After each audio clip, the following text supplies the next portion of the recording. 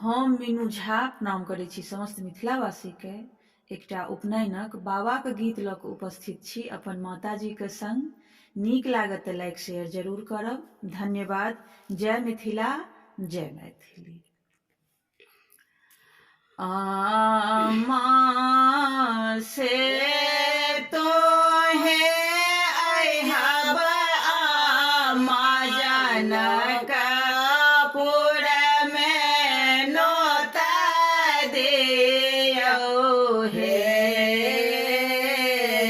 आमा से तो है अहब आमा जनकपुर में नोता दियो हे।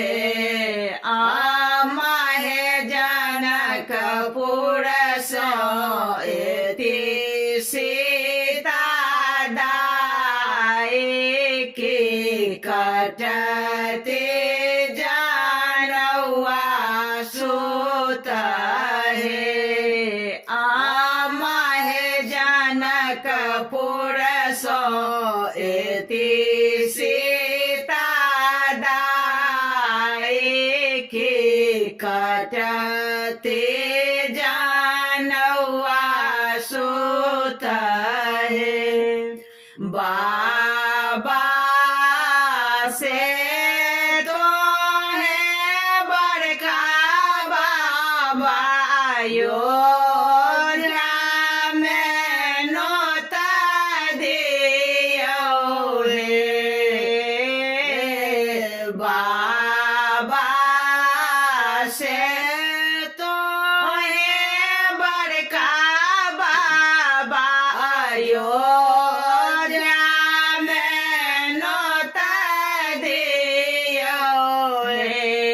बाबा अयोध्या सो एता श्री राम के पढ़ाए ता जानवा मात्र है।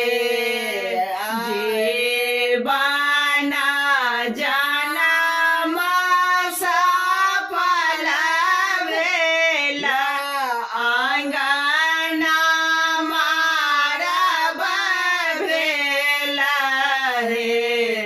आहे घोड़े फिरे आबथिन अपन बाबा मारबाने रे खातिर।